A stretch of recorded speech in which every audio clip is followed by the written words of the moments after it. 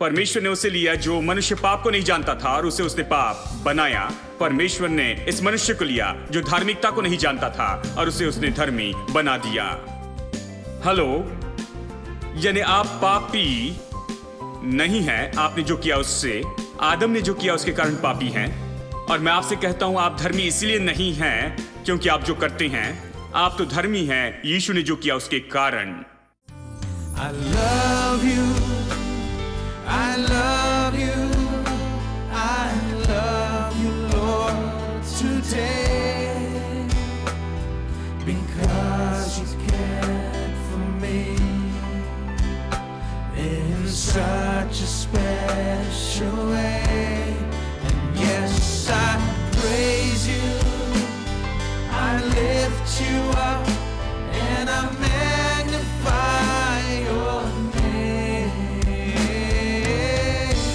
That is why my heart is filled with praise. My heart, my mind, my soul belongs to you. You paid the price for me. Way back on Calvary. And yes, I praise you, I lift you up, and I magnify your name. That is why my heart is filled with praise. My heart and my mind. My heart, my mind, my soul belongs to you. You paid the price for me. Way back on Calvary. And yes, I praise you, I lift you up, and I magnify your name.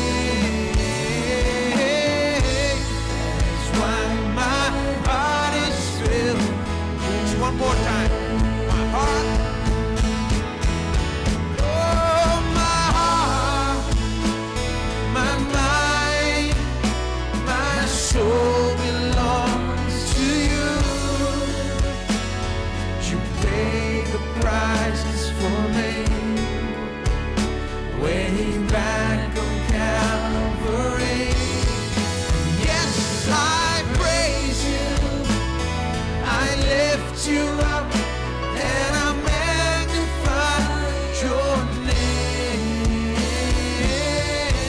That's why my heart is filled with praise.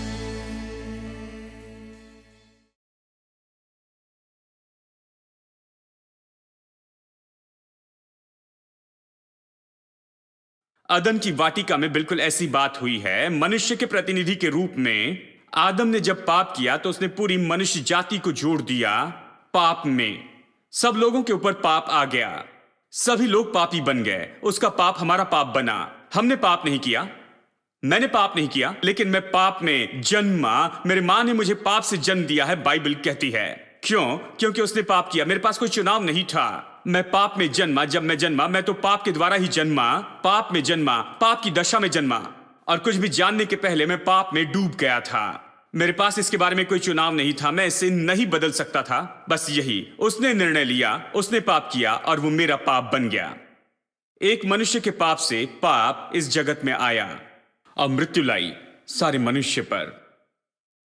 अगर ये विश्वास नहीं करते कि एक मनुष्य के कारण पाप संसार में आया, तो आप तब विश्वास करेंगे जब मैं कहूंगा कि मृत्यु एक मनुष्य के कारण आई। बाइबल यहां पर 12 वचन में कहती है, रोमी 5:12 में, एक मनुष्य से पाप आया और पाप से मृत्यु आई। क्या आज सभी मनुष्य मरते हैं? क्या आज सभी मनुष्य मरते हैं? हेलो, क्या सभी लोग आज मरते हैं? क्या कोई कह सकता है मैं इससे छूट गया हूं? भाई जानते हैं, नहीं, मैं इसमें से बच गया हूं। नहीं, सब मनुष्य मरते हैं। क्यों? क्योंकि एक मनुष्य के द्वारा, देखिए, ये तो सबसे बड़ा विवरण है जो बाइबल मृत्यु के बारे में देती है। एक मनुष्य के कारण पाप आया और पाप के कारण मृत्यु आई और वो सारे मनुष्य के ऊपर राज करती है। इसलिए नहीं कि हम पाप करते इसलिए मरते हैं। ये तो हमारे पूर्वज आदम ने पाप किया इसलिए हम मरते हैं। उसके पाप के कारण हम मरते हैं। यदि ये बात सच नहीं तो फिर कैसे बच्चे मरते हैं? 5 दिन का शिशु मर जाता है। कैसे मर सकता है? उसने पाप नहीं किया, वो पाप के कारण नहीं मरा, अपने पाप के कारण वो मरता है। आदम के पाप के कारण पाप से मृत्यु आ गई, वो मनुष्य पर राज करती है। हर एक मनुष्य जो इस संसार में जन्मा है उसे मरना होगा, और यही तो बात है, ठीक है? यानी एक मनुष्य से सारी बातें हुई, पाप से मृत्यु, और अब मृत्यु राज करती है। लेकिन यीशु मसीह का सुसमाचार तो यह है कि जब यीशु आया क्रूस पर, उसकी मृत्यु के कारण, उसकी आज्ञाकारिता के कारण, वो क्रूस के मृत्यु तक वहां पर आज्ञाकारी रहा। फिलिपियो 2 कहता है वो आज्ञाकारी था किस हद तक कि क्रूस पर भी वो मर जाए, वो तैयार था। प्रभु के लिए आज्ञाकारी था कि अपना जीवन दे हमारी छुड़ौती के लिए, अपना लहू बहाने के लिए तैयार था कि अपना जीवन दे। उसकी आज्ञाकारिता के कारण, एक मनुष्य की आज्ञाकारिता के कारण, एक मनुष्य के पाप के कारण हम पाप में जुड़ गए। एक मनुष्य की आज्ञाकारिता से अभी हम सभी को पाप से बाहर निकाला गया है, और केवल इतना ही नहीं, हम सबको अभी धर्मी बनाया गया है। हम परमेश्वर के सामने सही तरह से खड़े रहते हैं। हमें परमेश्वर के साथ बिल्कुल नई दशा में रखा गया है इस एक मनुष्य के कारण। यही तो इस एक शब्द का इतना महत्व है। एक मनुष्य ने हमें पाप में फंसाया, एक मनुष्य ने हमें पाप से बाहर लाया। आमीन। यह सच में अद्भुत है। अब मेरे साथ में निकालिए 2 कुरिन्थियों। इस वचन के बिना मैं सोचता हूं सही न्याय नहीं होगा। 2 कुरिन्थियों अध्याय 5। कुछ लोगों को अभी भी मुश्किल होती है, मेरे प्रभु ये सब क्या है? मसीही सिद्धांत है। हाँ, मैं आपको बताऊं, ये तो ऐसा सिद्धांत है, यहीं तक तो हम जाते हैं, ठीक है? 2 कुरिन्थियों अध्याय 5 वचन 21।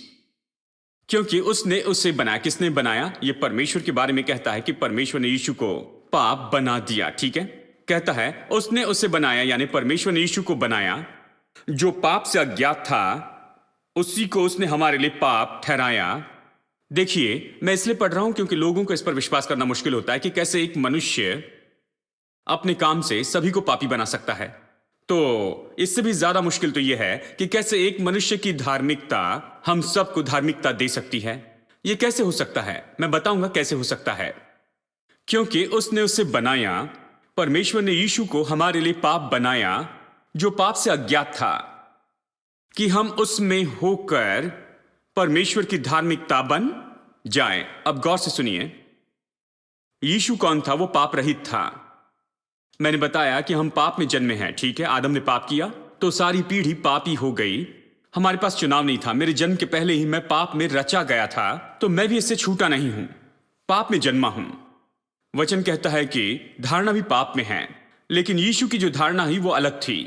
यहां तक कि जब इस संसार में आया वो जन्मा पवित्र आत्मा के द्वारा धारण किया गया। पुरुष यहां पर नहीं था, क्योंकि पुरुष जो है वो बीज देता है। मनुष्य का बीज ही है वो जिसके द्वारा पाप एक पीढ़ी से अगली पीढ़ी तक पहुंचते जाता है। स्त्री तो केवल लेकर चलने वाली है, उसके पास कोख है, वो उसे लेती है। लेकिन पुरुष है जो बीज देता है पाप का स्वभाव, और पाप जो है एक पीढ़ी से अगली पीढ़ी तक इस तरह से दिया जाता है पुरुष से। और इसलिए हम कुंवारी के द्वारा जन्म के बारे में विश्वास करते हैं। बाइबल इसके बारे में हमें बताती है। यह महत्वपूर्ण है। लोग सोचते हैं महत्वपूर्ण नहीं है। यह महत्वपूर्ण है, क्योंकि नहीं तो फिर यीशु जो है दूसरे व्यक्ति के जैसे ही होता, पाप से भरा होता।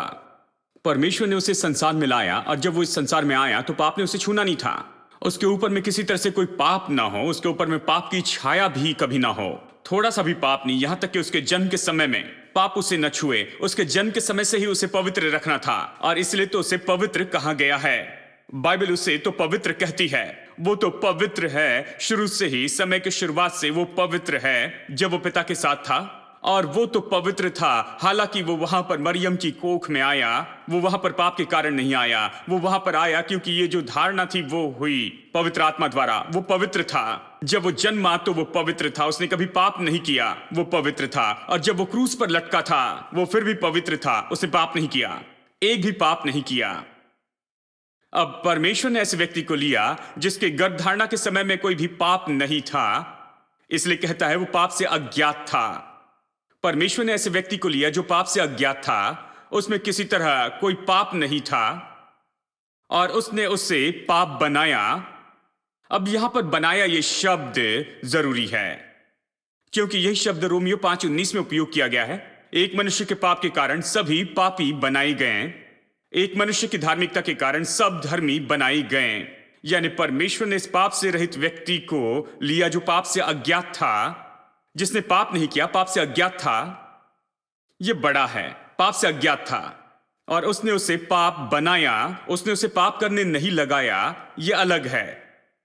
उसने उसे पाप बनाया कि वो पाप हो जाए। दूसरे शब्दों में, परमेश्वर ने इस व्यक्ति को लिया जो पाप से अज्ञात था और उसने उसे पाप बनाया। ठीक है, समझ रहे हैं? अब एक सवाल पूछता हूं, क्या प्रभु एक व्यक्ति को ले सकता है जो पाप से अज्ञात था, उसकी धारणा और जन्म के समय में, जिसमें कोई पाप नहीं था? क्या वो सबसे शुद्ध ऐसे व्यक्ति को ले सकता है, पवित्र व्यक्ति को? क्या वो पाप बना सकता है? कितने लोग विश्वास करते हैं प्रभु के लिए सब कुछ संभव है? प्रभु ने इसे किया, यह चमत्कार है। परमेश्वर ने इस यीशु को लिया, पाप रहित यीशु को लिया, और उसने उसे पाप बनाया हमारे लिए। पाप किए बिना, यीशु ने पाप नहीं किया, लेकिन वो पाप बना। पाप किए बिना वो पाप बना, क्योंकि परमेश्वर ने उसे पाप बनाया। क्यों? इसीलिए कि हम परमेश्वर की धार्मिकता बनाए जा सके। हां, यही तो मुझे रोमांचित करता है। क्यों उसने उस पाप रहित व्यक्ति को लिया और उसकी सामर्थ्य से और चमत्कार करने वाली सामर्थ्य से कि उसे पाप बनाया, कि अब वो मुझे ले सकता है, मैं जिसमें कोई भी धार्मिकता नहीं थी। ऐसा व्यक्ति जो धार्मिकता के बारे में कुछ भी नहीं जानता है, जिसने कभी कोई धार्मिकता के काम नहीं किए हैं, जो धार्मिकता को कभी नहीं जानता था, वो मुझे ले सकता है बिल्कुल उसी तरह से, और वो मुझे परमेश्वर की धार्मिकता बना सकता है मसीह यीशु में।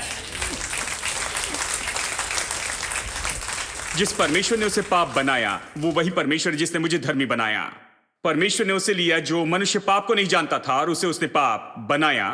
परमेश्वर ने इस मनुष्य को लिया जो धार्मिकता को नहीं जानता था, और उसे उसने धर्मी बना दिया।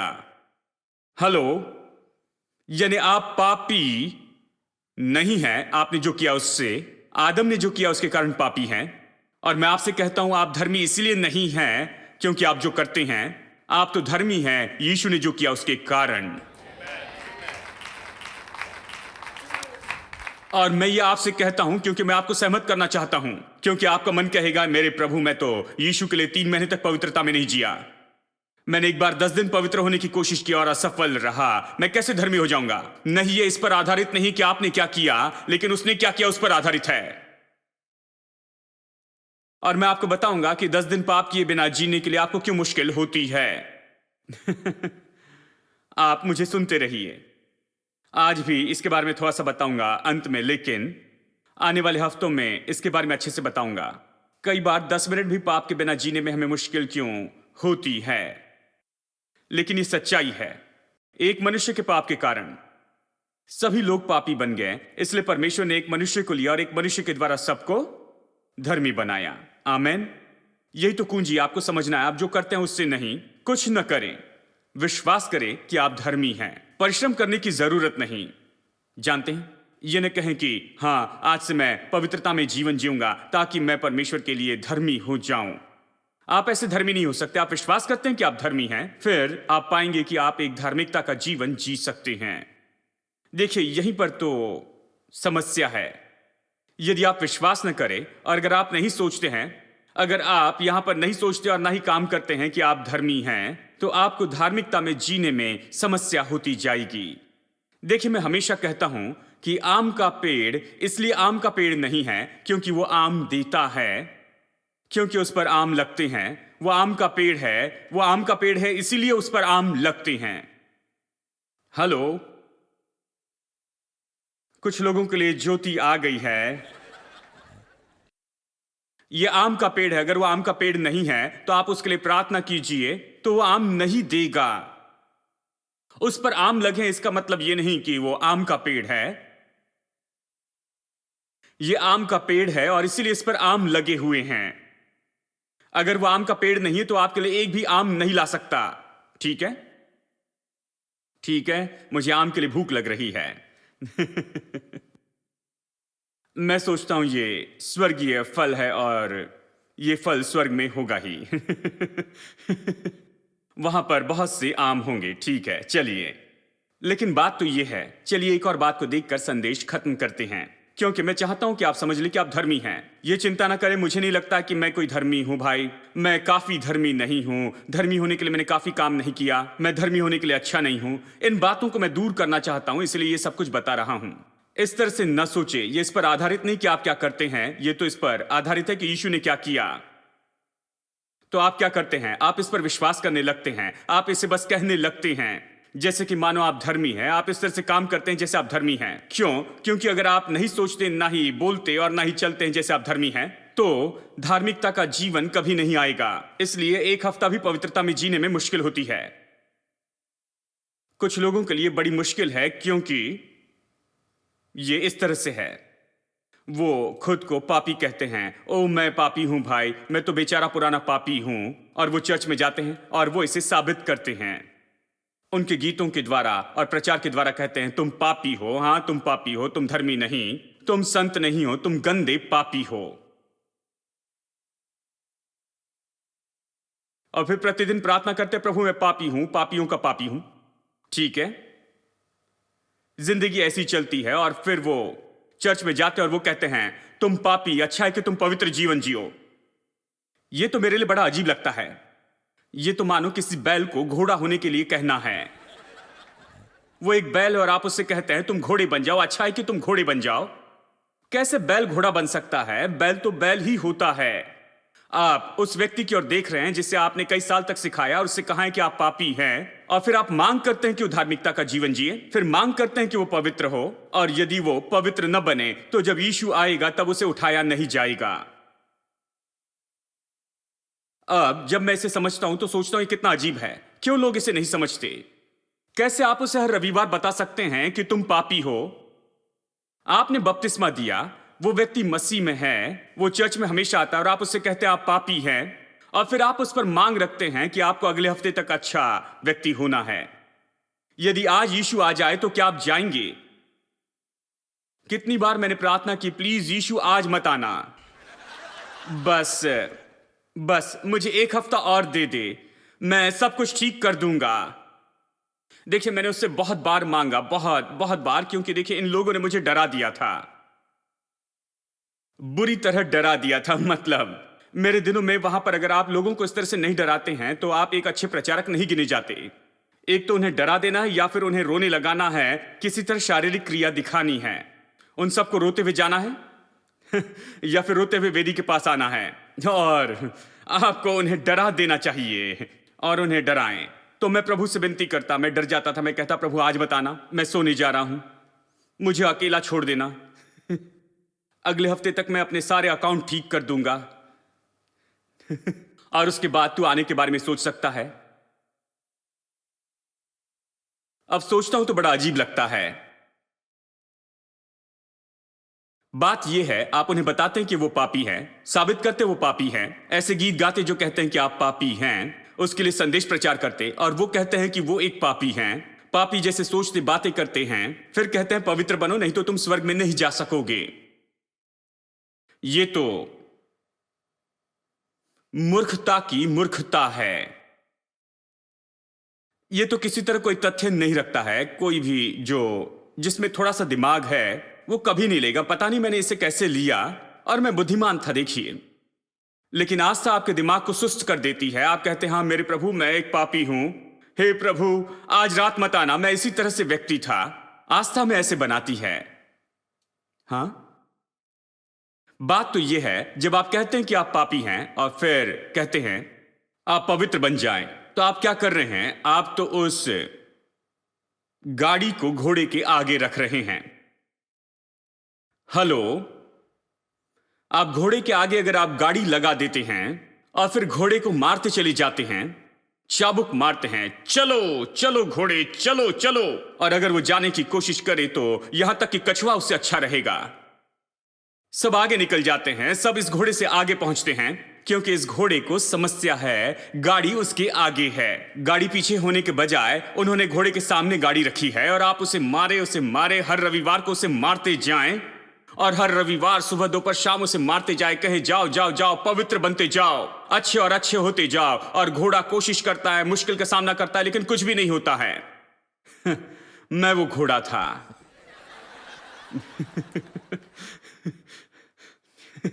ये बात सच है। देखिए, और फिर देखिए, आप लोग अच्छे लोग हैं, आप पुरुष वाकम में आते हैं और बस अपने घर से बस कुछ मील की दूरी पर आते हैं, इसे सुनते हैं। लेकिन मुझे 7 समुंदर पार जाना पड़ा और मैं सभा में बैठा और एक भाई ने मेरी ओर देखकर कहा, उस घोड़े को आगे लगाइए, पीछे मत रखिए। यही तो समस्या है। वो वहां पर प्रचार कर रहे थे और फिर अचानक मैंने ये प्रकाशन प्राप्त किया। इसके पहले मैंने कभी नहीं देखा। मैंने देखा कि ये समस्या क्या है। मैंने देखा क्यों मैं पवित्र जीवन नहीं जी सकता, मैं क्यों असफल हो रहा हूं। मैंने देखा कि क्यों मैं अपने आत्मिक जीवन में रफ्तार को नहीं पकड़ रहा हूं। मैंने देखा कि मैं अपने आत्मिक जीवन में पहले से आगे क्यों नहीं बढ़ पा रहा हूं। आत्मिक जीवन में मैं इतना असफल क्यों हूं। मैंने देखा क्यों नहीं कर पा रहा हूं, क्योंकि जो गाड़ी है वो घोड़े के आगे थी। लेकिन मैं आपको बताऊं, जिस पल मैंने इसे बदल दिया, जानते मैंने कैसे बदला? मैं अब सोचने लग गया कि अब मैं धर्मी हूं। विश्वास करने लगा मैं धर्मी हूं, कहने लगा कि मैं धर्मी हूं, दावा किया कि मैं धर्मी हूं, चलने लगा जैसे मैं धर्मी हूं। फिर पवित्रता का जीवन जीना बहुत आसान हो गया। मतलब देखिए, यहां छोटा चूहा भी उस घोड़े से आगे निकल जाता था, लेकिन अब घोड़ा रेस के लिए तैयार हो गया। देखिए, बड़ा फर्क लेकर आता है। बस सीटी बजाइए और घोड़ा दौड़ने लगेगा। अब कोई मुश्किल नहीं होगी। पवित्र जीवन ये मुश्किल बात नहीं थी, जहां पर आपको बस मैं बड़ी मेहनत करूंगा, मैं अपने दांत चबाऊंगा भाई, मैं 10 दिन तक थामे रहूंगा, प्रभु से वादा करता हूं 10 दिन पाप नहीं करूंगा। और कुछ लोग आशा करते हैं इस 10 दिनों में दूसरी बार आगमन होगा। और फिर उन्हें पता चलता है पूरा जीवन ऐसे ही जीना है जैसे 10 दिन में जिया। फिर वो कहते हैं मेरे प्रभु ये तो बहुत मुश्किल है, ये तो बहुत बुरा है। वो सोचते पवित्र जीवन ऐसा है। लेकिन मैं आपको बताऊं, आने वाले हफ्तों में पवित्र जीवन बताऊंगा। देखिए, पवित्र जीवन तो तब इतना मुश्किल हो जाता है जब आप गलत बातों को, गलत चीजों को आगे रखते। जब आप लोगों को बताते पापी हैं, तो पवित्रता का जीवन पूरी तरह से असंभव होता है। मैं आपसे कहता हूं, यह असंभव हो जाता है जब आप कहते हैं कि आप संत हैं, आप परमेश्वर की धार्मिकता हैं, आप परमेश्वर की संतान हैं और आप यीशु मसीह के लहू के द्वारा धोए और खरीदे गए हैं। आप उसके सामने खड़े रहते हैं, प्रभु आपको संत देखता है।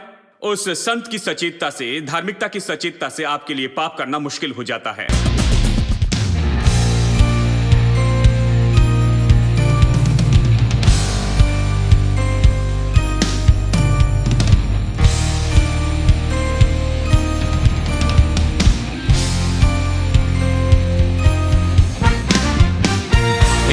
Praise is to our God. Every word of worship with one accord. Every praise is to our God. Sing hallelujah to our God. Glory hallelujah is to our God. Every praise is to our God. Come on, everybody. Every praise is to our God.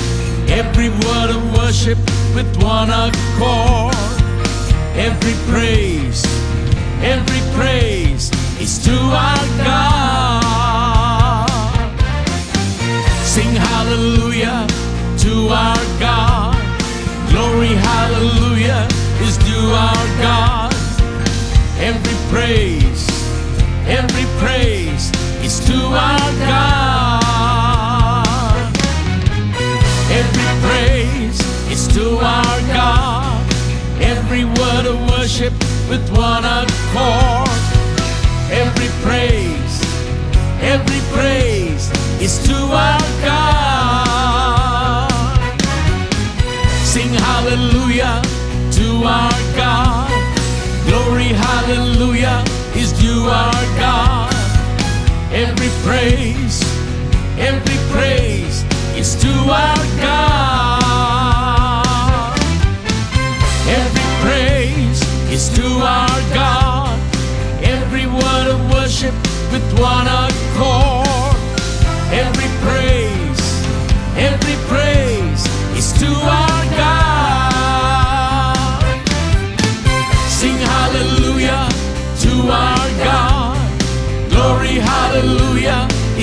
our God. Every praise is to our God. God my Savior, God my healer, God my deliverer. Yes, He is. Yes, He is. God my Savior, God my healer, God my deliverer. Yes, He is. Yes, He is. God my Savior, God my healer, God my deliverer. Yes, He is. Yes, He is. God my Savior, God my healer, God my deliverer. Yes, He is. Yes, He is. Yes, He is. Yes, He is. Every praise is to our God. Every word of worship with one accord. Every praise is to our God. Sing hallelujah to our God. Glory, hallelujah is to our God. Every praise is to our God. Every praise is to our God. Every word of worship with one accord. Every praise is to our